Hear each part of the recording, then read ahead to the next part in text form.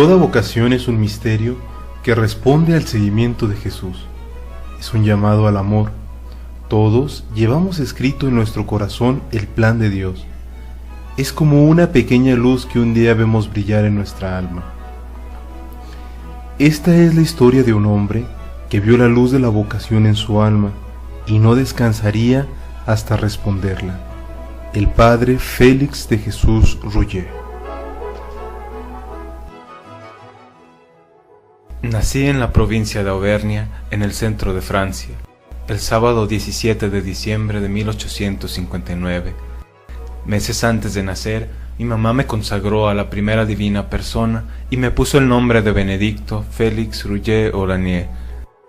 Benedicto porque ese nombre estaba llevado por todos en la familia de mi padre, y Félix porque era devoto de San Félix de Valois. Su madre fue Luisa Olanier. Desde muy joven sintió el llamado a la vida religiosa, pero sus padres lo impidieron, casándola a los 17 años con un campesino, Benedicto Rouget. Tuvieron 3 hijos, Félix, Estanislao y Manuel. Luisa era una mujer de oración y sacrificio. Siempre tenía una criada menos para tener ella más trabajo y ofrecerlo de penitencia. Benedicto, a pesar de su corta instrucción, se distinguía en él la rectitud de su conducta y lo recio de su voluntad. Era un hombre sincero, franco, recto, honrado, noble y leal. Tenía madera de santo. El influjo de su esposa y de su hijo Félix lo llevaron al fin a la santidad.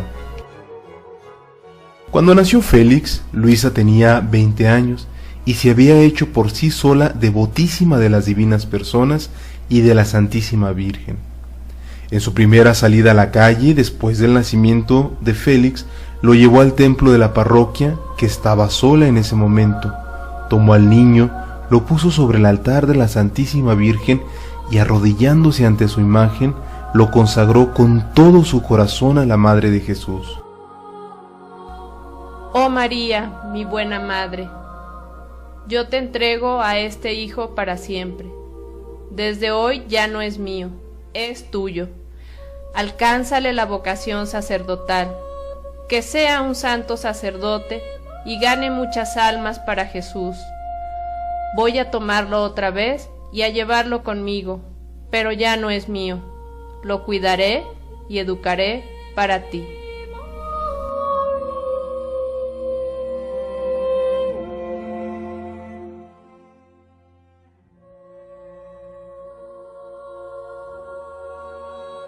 La Virgen escuchó sus súplicas. Un día, mientras que Félix estudiaba en el colegio de la Cartuja, se presentó Monseñor Eloy, y reunieron a los 400 estudiantes en el patio principal ante una imagen de la Santísima Virgen. Ahí, Monseñor Eloy, reuniendo todas sus fuerzas, les habló con fuego de las misiones en Oceanía, en donde había tantas islas, algunas muy pobladas, que nunca habían sido visitadas por un misionero, y al final de su discurso preguntó: ¿quiénes de ustedes me quieren prometer ahora venir a ayudarme a salvar esas pobres almas? Levanten la mano. Yo miré en torno mío, sin que ninguna mano se levantara. Sentí interiormente un movimiento irresistible y me determiné en un segundo a irme con el obispo misionero, y levanté la mano.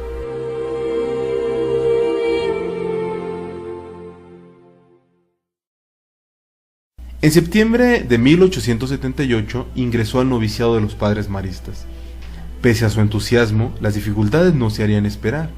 A los 2 meses de estar en el noviciado, le sobrevino un dolor agudísimo en la muñeca derecha por una artrosis que se le formó. Lo llevaron al doctor, el cual dijo que era necesaria una operación para salvar su mano. Le quemaron toda la muñeca inflamada con un hierro candente, y las curaciones duraron unos 2 o 3 meses, empeorando cada vez más. La situación no solo era terrible por su salud, sino también por su vocación. En ese tiempo, el sacerdote no debía tener ningún defecto físico. Luisa, preocupada, envió una carta a don Juan Bosco, que tenía la fama de hacedor de milagros, suplicándole que lo bendijera y pidiera de Dios la gracia de la curación de su mano. Don Bosco me recibió, me interrogó preguntándome si ya había hecho los votos. Le contesté que no, pero que esperaba hacerlos después. Entonces me sonrió y me dijo que me arrodillara delante de él para darme la bendición. Me arrodillé, puso las 2 manos sobre mi cabeza, apoyándolas fuertemente durante algunos minutos, y quedé repentinamente curado, sin recurrir más al médico. Días después tuve otro encuentro con él que iba pasando, me miró y me dijo: «El Señor te hará ganar muchas almas». La profecía de Don Bosco se cumpliría como él dijo. Félix concluyó su formación y fue ordenado sacerdote el 24 de septiembre de 1887. Una vez ordenado sacerdote, algunos años después, en 1895, recibió una carta de su superior general que lo nombraba rector de un seminario que debía ir a fundar en Colombia. Mi amado Félix, la Santísima Virgen María lo necesita para una fundación en Colombia. Encomiende este asunto a nuestra buena Madre del Cielo y entréguese filialmente en sus brazos.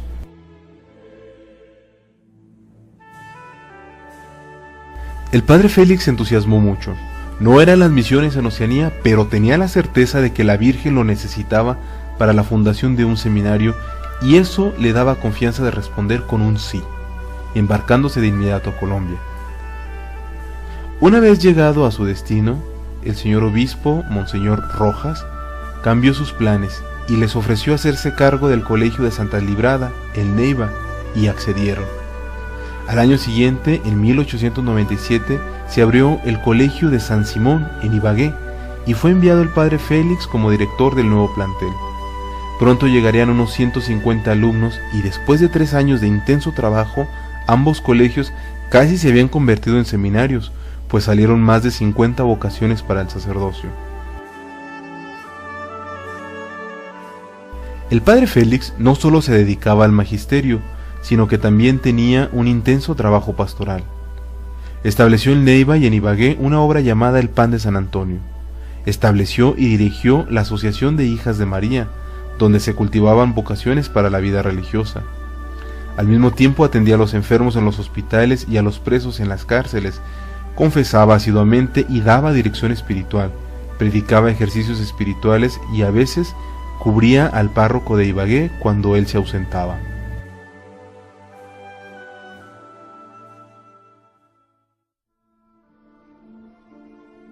Pero en 1889 surgió una guerra civil que azotó a Colombia durante 3 años, dejándolo arruinado. Esta guerra civil, llamada de los 1000 días, acabó con los 2 colegios, el de Neiva y el de Ibagué. El padre Félix fue nombrado capellán del ejército y acompañó a las tropas en su campaña, y participó en todas sus penalidades. Con la guerra vino el hambre y la peste. El padre Félix y sus compañeros no descansaban atendiendo a los heridos y a los contagiados de peste. Durante el tiempo de la guerra, el padre Félix y sus compañeros no pudieron comunicarse con sus superiores en Francia. Por fin, el 29 de diciembre de 1900, llegó un telegrama del superior general pidiéndoles a todos que partieran para México. Al padre Félix lo nombró párroco del templo del Colegio de Niñas de la Colonia Francesa en la Ciudad de México. Estando ahí, recibió su nueva vocación.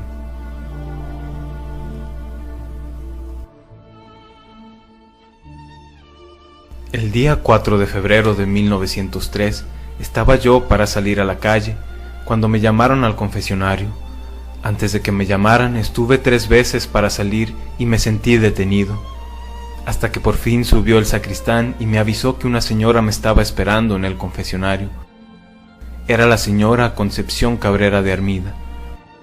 Estaba yo haciendo en esos días una novena al Espíritu Santo para que se sirviera a mostrarme un campo de más perfección. Conchita comenzó entonces a confesarse y después empezó a hablarme de mi alma durante 2 horas, de 10 a 12, segura de sí misma, como si el Señor la inspirara, de todo mi interior diciéndome lo que en mí no le gustaba, sin habernos conocido nunca, y algunas otras pocas que le gustaban. Yo sentía en mi alma claramente la verdad de las cosas que se me decían, y esto mismo me dio confianza. Luego que me habló de las obras de la cruz, Entonces solo existían el apostolado de la cruz y las religiosas de la cruz del Sagrado Corazón de Jesús. Era tan hermoso que me vino al pensamiento la idea de la congregación de hombres que fuera hermana de las religiosas de la cruz. De repente le dije a Conchita: ¿hay una congregación de hombres? No, me contestó, pero lo habrá.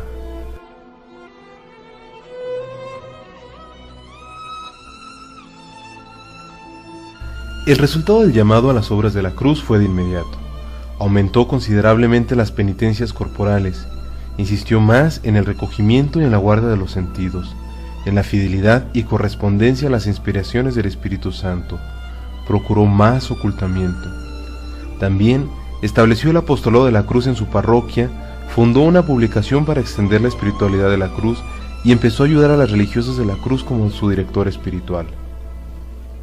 Se estableció entre él y Conchita una amistad íntima, espiritual y muy fecunda.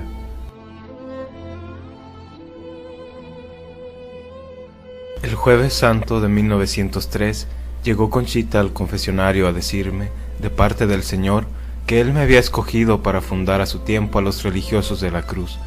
Desde hacía tiempo yo sentía en mi corazón que fundaría la congregación de hombres. Conchita prosiguió y me dijo que no tuviera miedo, que a su debido tiempo iría con mis superiores a pedir el permiso correspondiente, pues todo se debía de hacer por obediencia.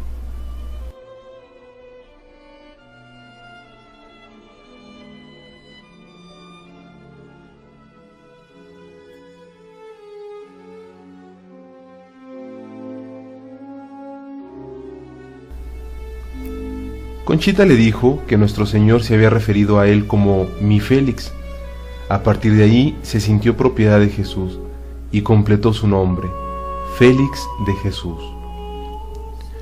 Un año más tarde, el Viernes Santo de 1904, Conchita le comunicó que era voluntad de nuestro Señor que fuera a ver al Padre General para exponerle el asunto de la fundación y pedirle el permiso. Félix se embarcó para Francia el 16 de julio de 1904. Cuando llegó, inmediatamente fue a hablar con el Padre General de los Maristas, Antonio Martin.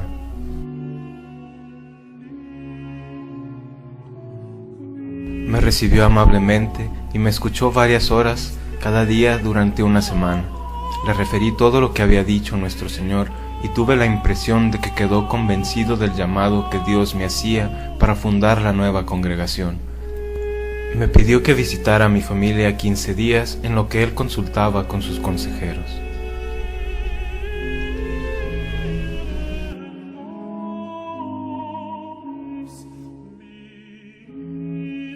El padre Félix regresó al tiempo señalado y encontró la respuesta.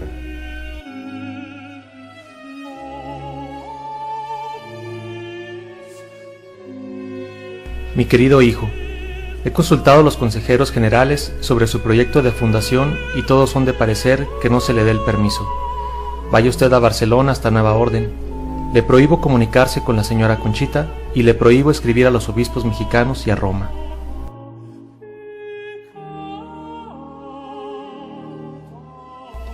El padre Félix no discutió estas órdenes. Escribió a Conchita para comunicarle la determinación. Su trabajo en Barcelona consistió en enseñar a leer y escribir a los niños más pequeños. Ahí permaneció 5 años. Triste por la negativa del permiso, sin saber nada de qué había pasado en México con las obras de la cruz y con Conchita, y el exceso de trabajo hicieron que el padre Félix enfermara gravemente de un pulmón. Los superiores le dieron un nuevo destino, Saint-Chamond, en Francia, donde se recuperó totalmente. Duraría ahí 5 años más. Con la debida prudencia, el padre Félix insistía en el permiso, pero los superiores lo negaban en cada ocasión. Mientras tanto, los obispos mexicanos, que apoyaban la fundación de la congregación, insistían con el Papa y con el Superior General por el permiso tan deseado. Acudieron varias veces a la Santa Sede para la fundación de los religiosos de la Cruz, que era el nombre que originalmente habían pensado para la congregación. Fue muy complicado obtener los permisos, debido a que el origen de la fundación eran las revelaciones de Conchita. El arzobispo de Puebla, Ramón Ibarra, que en ese tiempo era director espiritual de Conchita, aprovechó una peregrinación que se organizó a Roma en 1913 para llevarla con el fin de presentarla y que fuera examinada por los teólogos. Una vez examinado su espíritu, el padre Pauline aprobó los escritos de Conchita y dio validez a la fundación. Conchita se entrevistó con el Papa y le pidió por la fundación de los religiosos, y él le prometió que se fundarían, y así fue. El 18 de diciembre de 1913, el Papa dio su autorización para la fundación de la congregación bajo dos condiciones. Una, que no se llamaran religiosos de la cruz, sino misioneros del Espíritu Santo, y que el padre Félix nunca perteneciera a la congregación. Con mucho dolor recibieron esta noticia, pero los caminos de Dios son misteriosos.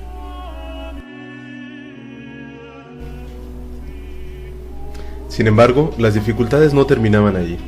Jesús había dicho a Conchita que el padre Félix sería el fundador. Entonces había que conseguir el permiso con su superior, que estaba determinado a negarlo.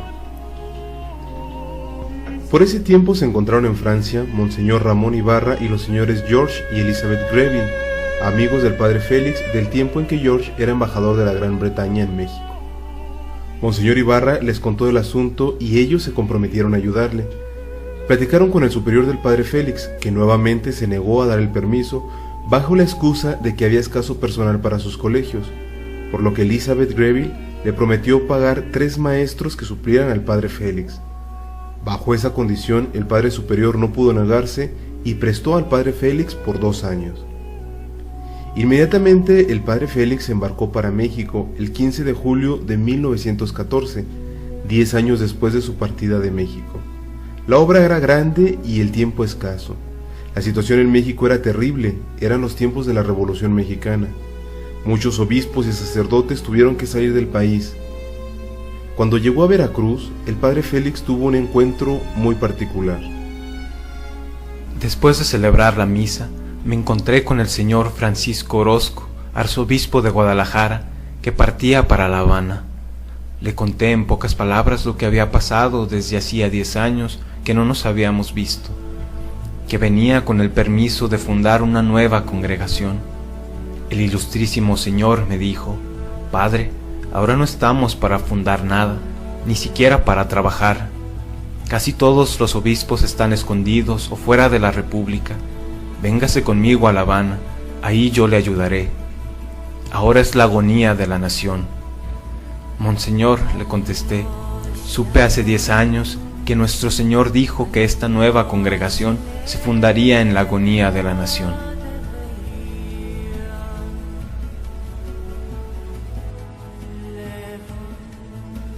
Cuando llegó a México, avisó a Monseñor Ibarra de su llegada, y ambos pusieron manos a la obra en la fundación.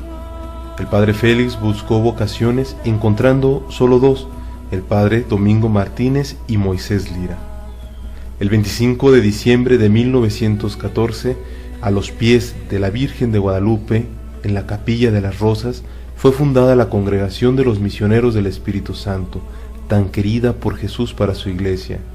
El padre Félix contaba ya con 55 años de edad. No hubo pocas dificultades después, pero el Señor Providente se hizo cargo de todas. Concluido el permiso, el superior de los maristas dio un permiso de 2 años más al padre Félix, y al concluir este periodo, otro más por 5 años. Inicialmente no le habían permitido pasar de la Sociedad de María a los Misioneros del Espíritu Santo. Fue hasta el 9 de febrero de 1926 que el Papa Pío XI le concedió el permiso. Hasta no recibir el permiso, no efectuó el paso. Mostró obediencia en grado heroico. La labor pastoral del padre Félix no se limitaría a los misioneros del Espíritu Santo. También fundó 3 congregaciones femeninas: las Hijas del Espíritu Santo, para promover todas las vocaciones, en especial a la vida consagrada; las Misioneras Guadalupanas del Espíritu Santo, para evangelizar a los indígenas; y las Oblatas de Jesús Sacerdote, para ayudar a la formación de los sacerdotes.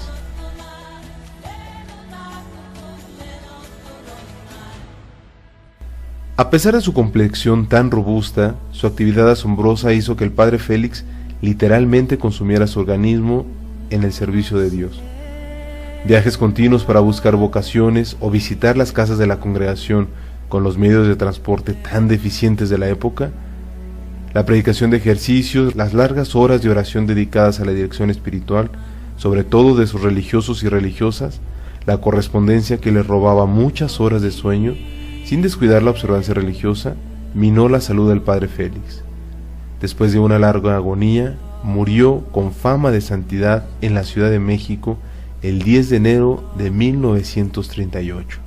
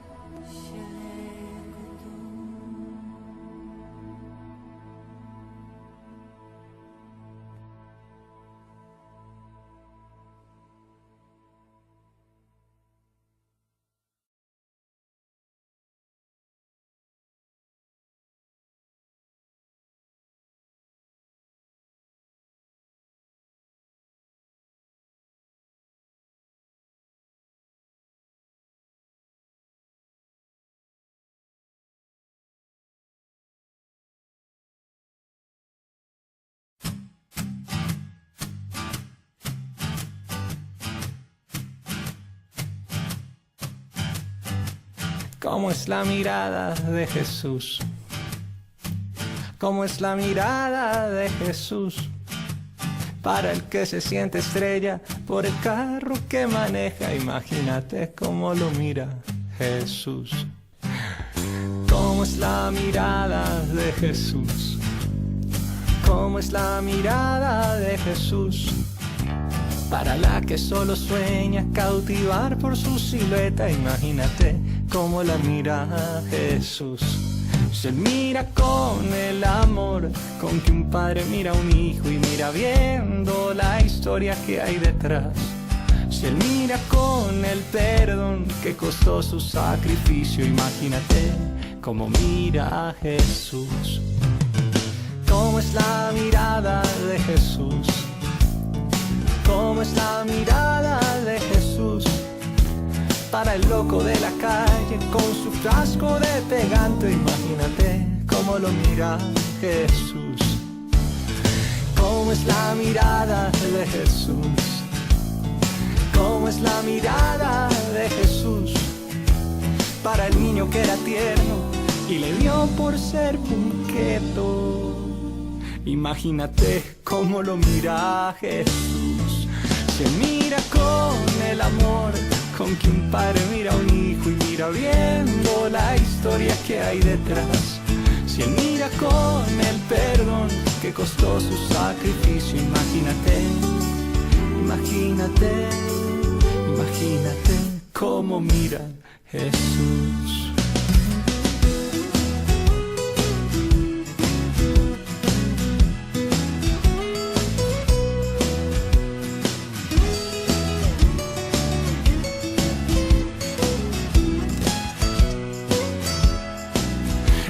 También para ti mismo en aquellos días fríos, para aquel que es tu enemigo y así tengas mil motivos, para aquel hombre malvado que fue un niño maltratado. Imagínate cómo mira Jesús. Si él mira con el amor con que un padre mira a un hijo y mira viendo la historia que hay detrás. Si él mira con el perdón que costó su sacrificio, imagínate, imagínate, imagínate cómo mira Jesús. Cuando haya quien te asuste, te incomode o te disguste, cuando creas que alguien no merece amor, Cuando sientas que encontraste a quien mirar con desprecio, imagínate, imagínate, imagínate cómo mira Jesús. Imagínate, imagínate, imagínate, para que así mires tú.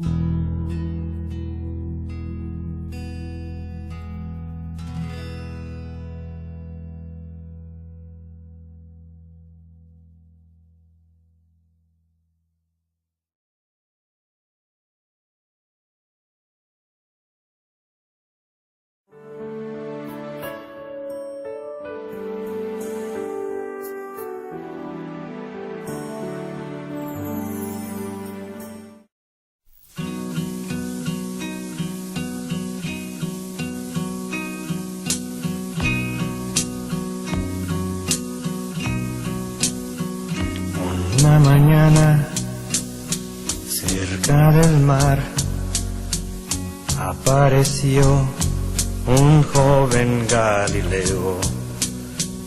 Nadie podía imaginar que otro pudiese amar así como él amaba. Era sencillo al conversar, llegaba al corazón de quien lo escuchaba, y su nombre era Jesús de Nazaret, y su fama se esparció. Todos querían ver al profeta que tenía tanto amor y amaba al pecador.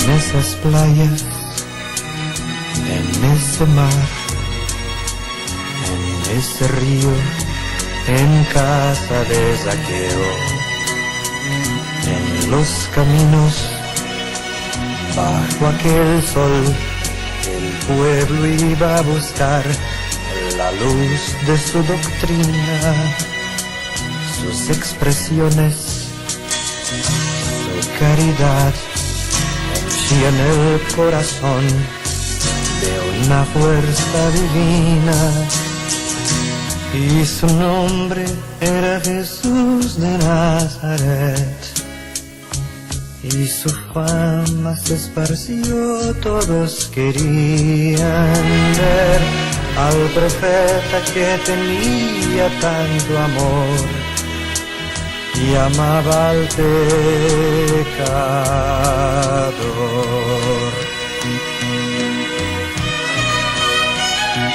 En esos valles, en ese hogar, en ese pozo, en casa de Simón, en ese monte, al atardecer, el mundo vio nacer las bienaventuranzas, y su paciencia al perdonar del pueblo el corazón llenaba de esperanza.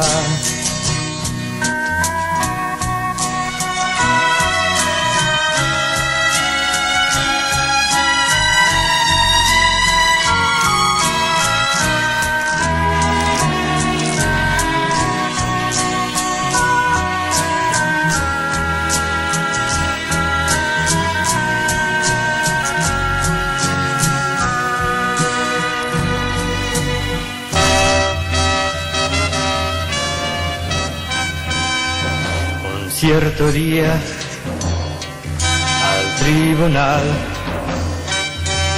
alguien llevó al joven Galileo. Nadie sabía cuál era el mal que el crimen cometió, cuál era su pecado, claridad al denunciar minó la posición de los privilegiados y mataron a Jesús de Nazaret. Y en medio de ladrones él murió en la cruz. Pero el mundo aún no conoce a ese Jesús que amaba al pecador.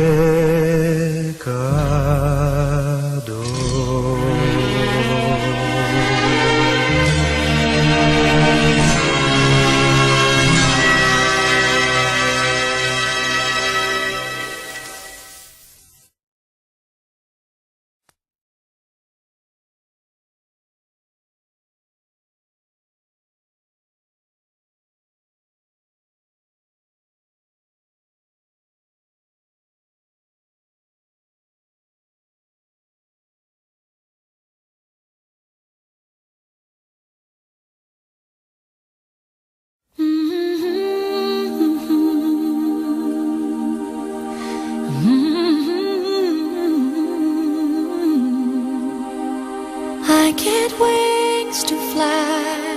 Oh, I'm alive. Yeah.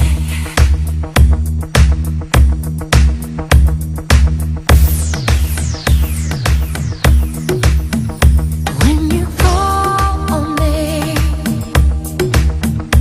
when I hear you breathe,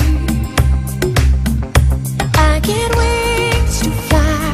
I feel that I'm alive.